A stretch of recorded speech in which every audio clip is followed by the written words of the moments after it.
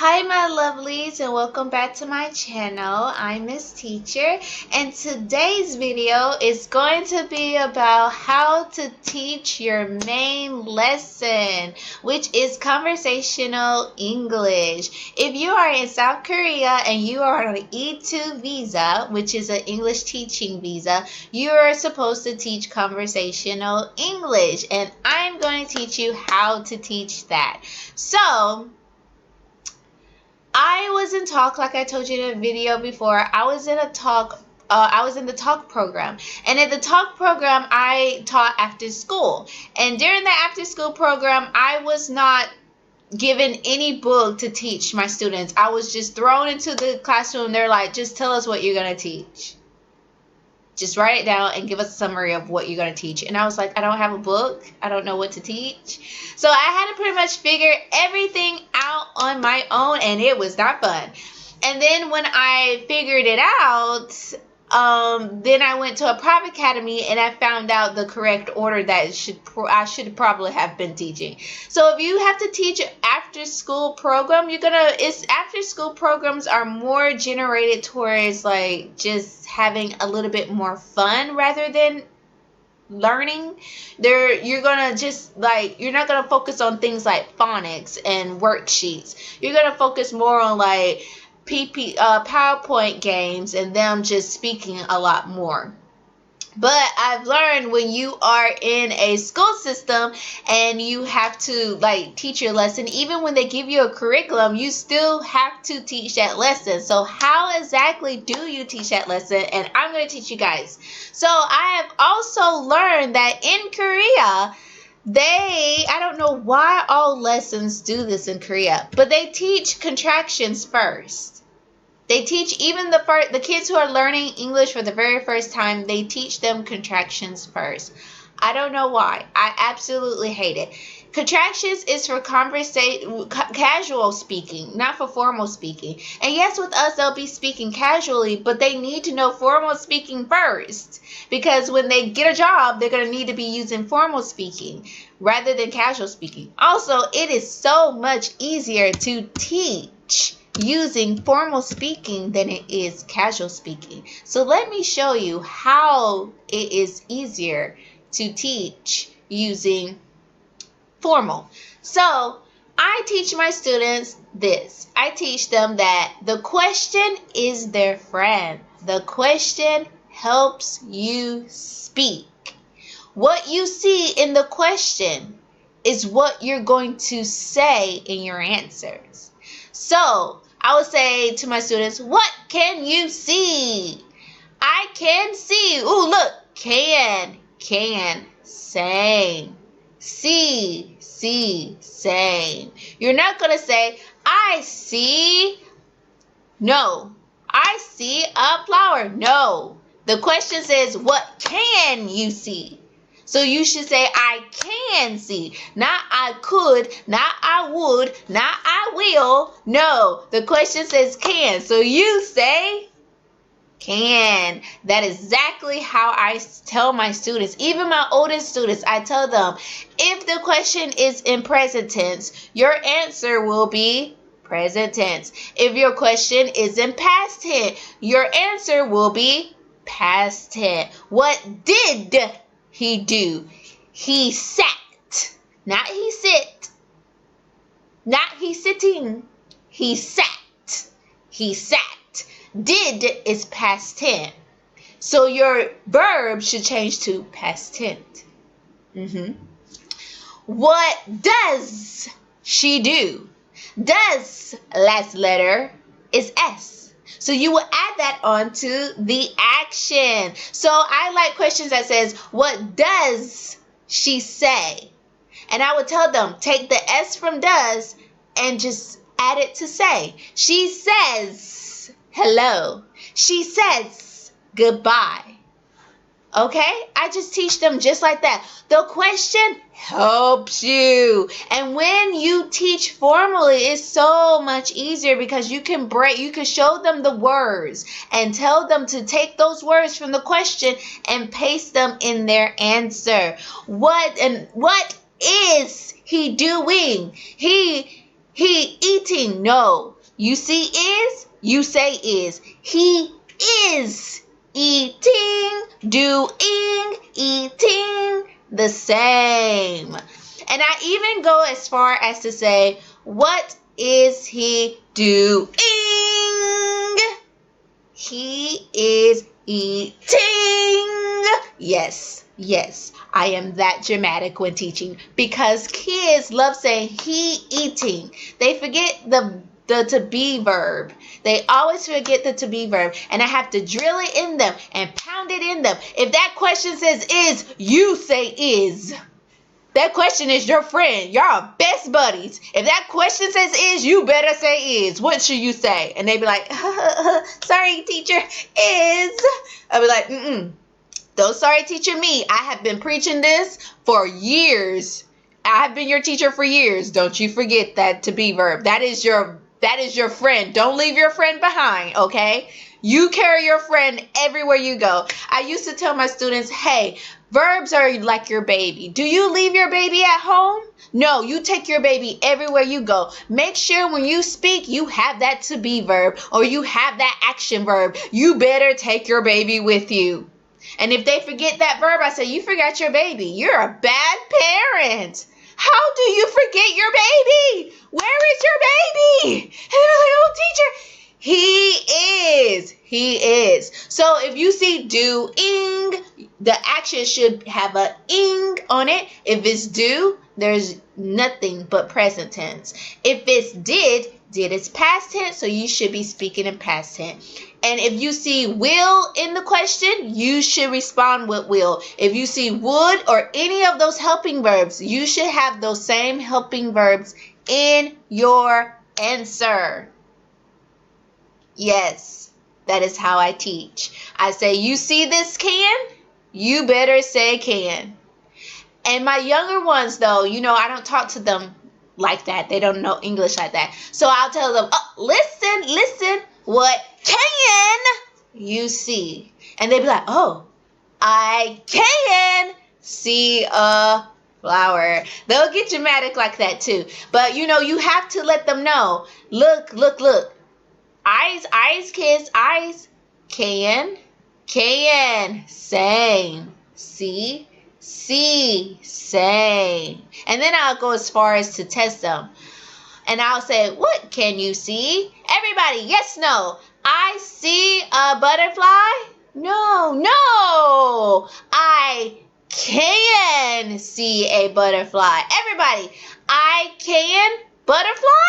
No, I can see a butterfly. What can you see? Same. I can see. Same.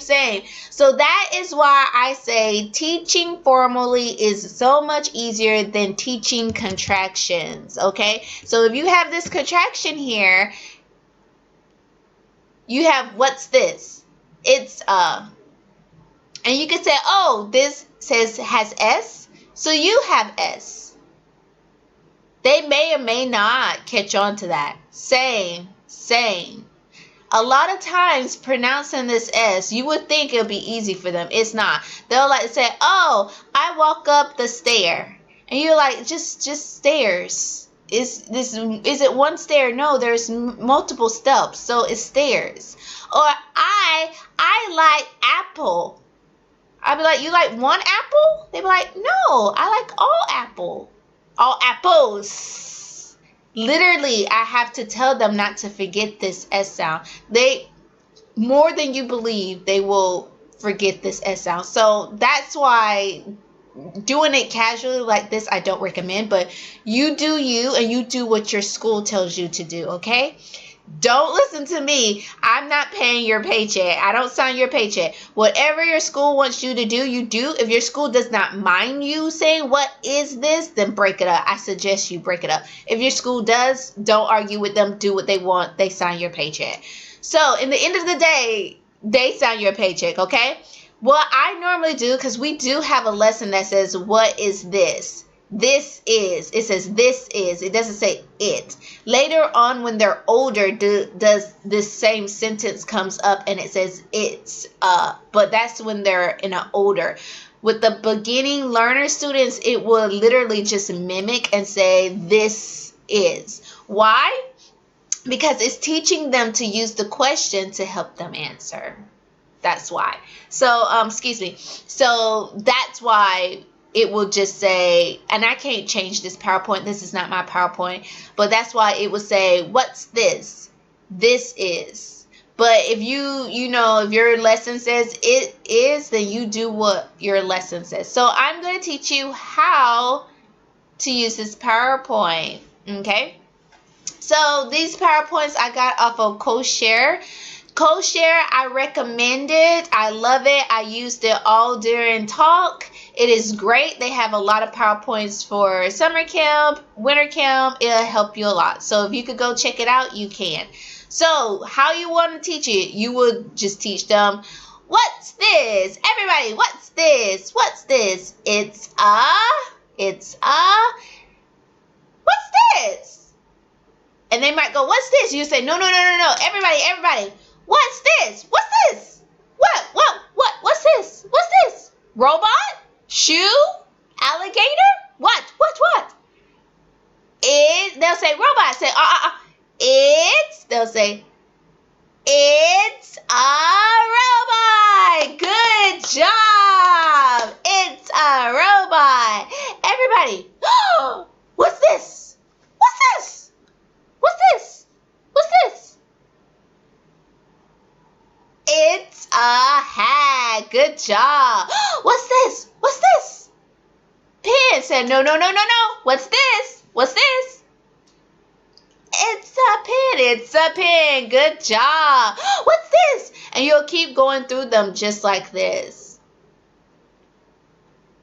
And then they even have a game in here. So you can even do a game in here to help them, try to use the phrase and to memorize it. So you'll be like, okay, in this game, you just take it away, little pieces, and you'll say, what's this? What's this?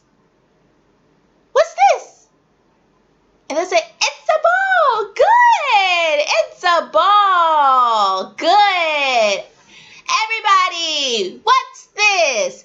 It's a ball. Good. Okay. What's this? What's this? What's this? Good.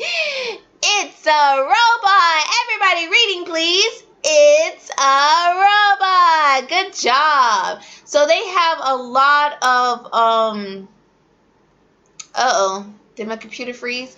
They have a lot of PowerPoint or PPT games that are like this, where you could just go through them and play the game to try to get your students practicing on the phrase. But this is how you normally will want to do it when you're teaching. You'll want to go through the vocabulary first, then you're going to want to hit on this.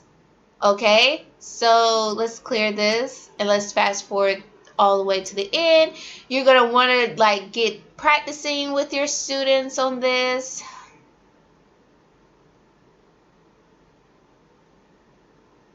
So after you get done practicing, this is the order of how you should do your class. On day 1, you should greet your students. You should go through the vocabulary. So you see the vocabulary that's in this PPT. Those are the vocabulary that you should be teaching your students. And I also teach you how to teach vocabulary just to extend out your lesson if you have to teach for an hour or more, that you will want to go through your vocabulary at least 3 times. Go watch that video to see that. Then you want to hit your main lesson. Your main lesson is just what I just taught you. Teach your students that the question is their friend. To use the question to help them speak. The words that are in the question, use those same words when they answer. Then you want to practice using the phrase that they learn, like what we did with the little game. That's perfect. You could do a game like that, or you could do like pass the ball game where you're singing and they pass the ball. When you stop singing, the person has to answer the question, what's this? What's this? It's a ruler. It's a computer. You can point to, with that lesson, you can point to things around the classroom. So that makes it more convenient. You could do a little game like musical chairs if you can, or you could just point through things around the class and just ask a kid, what's this, to practice the phrase. After learning the main phrase, you want to practice the phrase. Then after you practice the phrase and learning the main lesson, you want to practice the vocabulary again. Kids forget vocabulary like this. Going through it 3 times, they will not remember it. I go through my vocabulary with my students 3 times, and I still have students who do not know what it is. So what we do is we have what we call sticker time, where the younger kids will take the vocabulary pictures and stick them in their books and then write the words underneath them.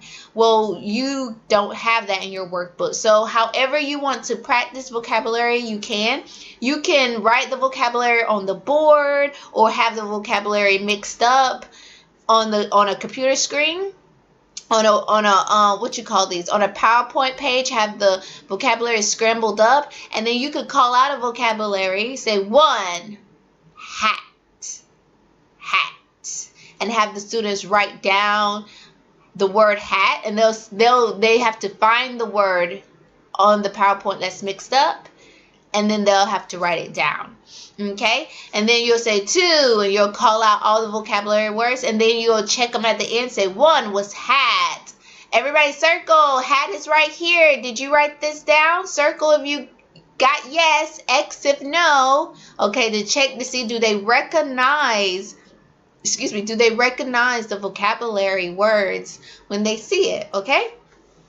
Then after you do that, you want to do your vocabulary worksheets where they are writing the words 2 times or 3 times each. They need to see the vocabulary picture. And you remember the vocabulary sheet I showed you in my other video for the summer camp? You want something similar like that, where they see the picture of the vocabulary and then they have to write it 3 times or 2 times each by finding the word in the box. That is perfect too. You could do a vocabulary worksheet like that, or you could find one on Google, or you could go to CoShare and look for vocabulary worksheets that fits your vocabulary. Then you want to jump to phonics. I taught you how to teach phonics, and later on I will send a video of the phonics that you will want to teach, okay? So you have, today we learned TH, and I told my kids, I said, stick your tongues out. Th, th, th. Th. That's TH sound. Th. Stick your tongue all the way out. Spit. I want to see you spit when you do it. Don't have your kids do that during COVID. But still, I tell them, I want to see that spit. I want those tongues out. Th, th, th, th, th, th. That is the TH sound. We actually learned that phonics rule today. So you want to work on phonics. If you don't know how to teach phonics, go to those phonics videos that I post in the past. Then you want to hit on your review of your phrase and your vocabulary. You want to make sure that each kid gets the time to practice with the phrase and the vocabulary. Hey, little Johnny, what's this? If they don't know, say jump drive, jump drive. Little Johnny, what's this? It's a jump drive. Good job, good job. Hey, Rebecca, what's this? What's this?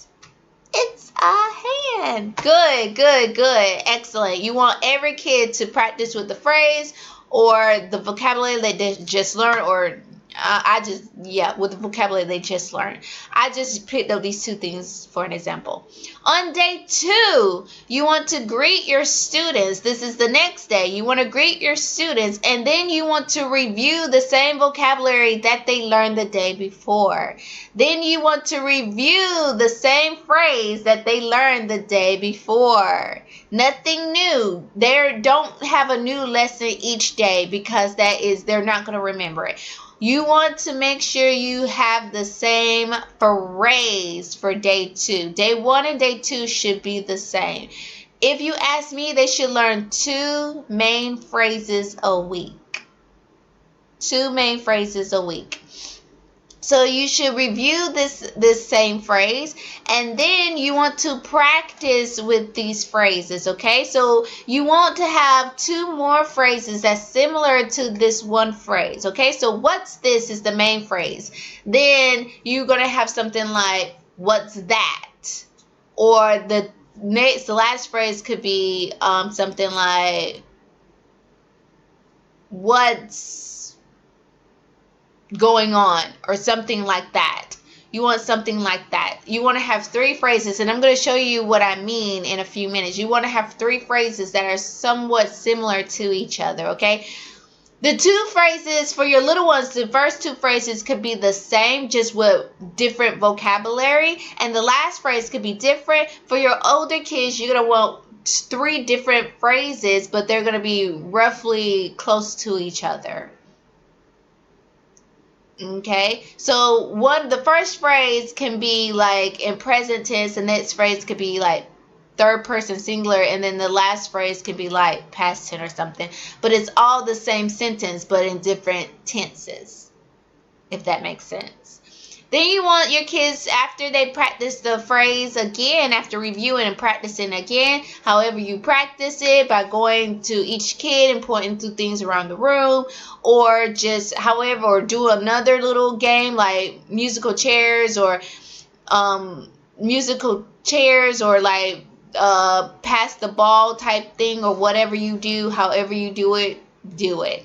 Then you want them to sit down and focus on worksheets. They need to have a worksheet. And then after that, you're going to hit phonics, where you're practicing reading with the phonics sound and spelling with the phonics sound.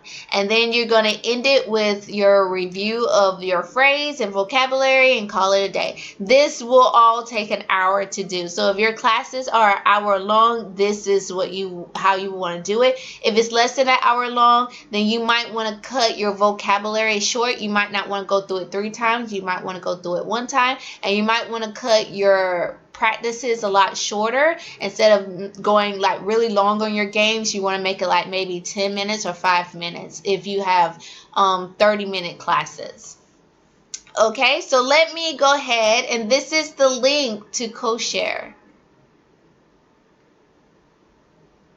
You're going to want to go pause it if you need to, and just go in this link.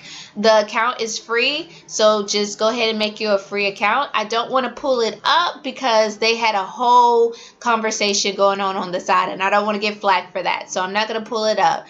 Okay, so you could go and join that. So what I mean when I said that the sentences need to be similar to each other, because what I do when I teach in my school, I'm sorry, y'all, my computer is very slow. Give it just a few minutes to figure its life out. Is what can you do? Okay? That is similar to what can you see? And for the first one is still the same. What can you do? So this is for my beginner students. We teach this for our beginner students. We say, what can you do? And they just have 6 different vocabulary words. And then the second speaking practice is what can you do? It's the same question, but it has different vocabulary. And then the third question is what can you see? So it changes vocabulary, but this is vocabulary they learned in the past. So they know this vocabulary already. It's not new. It's vocabulary they learned in the past. But it says, what can you see? It changes the question a little bit. Why do we do this?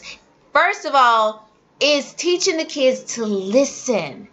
To know that all of this, when they practice and they do their homework, that they cannot just say, I can, and then an action.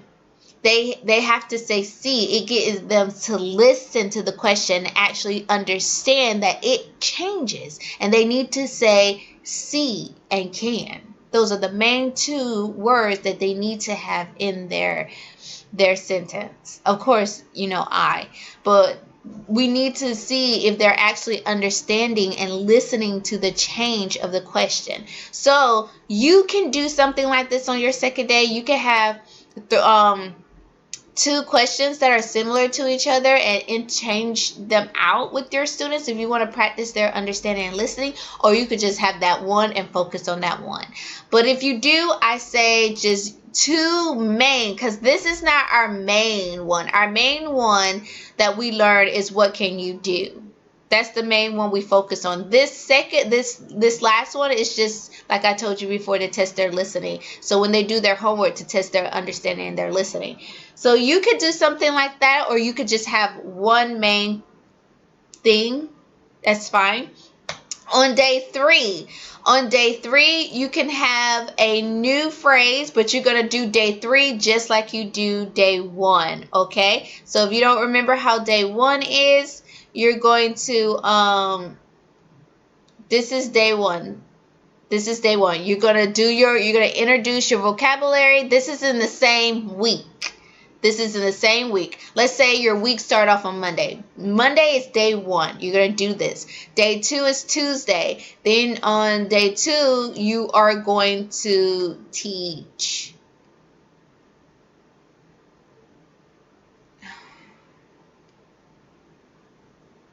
You're going to teach this. Come on, computer. You're going to teach this on day 2. It's basically review on day 2. Day 3, you're going to go and treat it like day 1. You're going to have a new phrase. You're going to have a new phrase, but you're going to run it just like this. And day 4, you're going to treat it like day 2. Day 5 is your review day. And that's when you're reviewing. You're going to treat it like a day 2, but you're going to review days 1 and days 3 lesson, all in day 5. And you're going to review the phonics that you learn. Each day should be a new phonics. So all the phonics that you learn, you are going to do all that on day 5. So you're going to be reviewing multiple vocabularies that you showed on day 1 and day 3, and 2 phrases, both of your phrases from day 1 and your phrase from day 3 on day 5 for review day. Then all the phonics you learn from day 1, 2, 3, and 4, you're going to relearn them or review them on day 5. Okay, does that make sense? If not, don't worry about it. I will have another video breaking it all down in greater details. This video has been my longest video, and I hope it has giving you guys some clarity on how to teach your main lesson. If it has not, put your questions in the comments below and I will answer them the best I can. I can either post a video answering them, or I'll just send you a message. And as always, thank you for watching. Be blessed. Goodbye, my lovelies.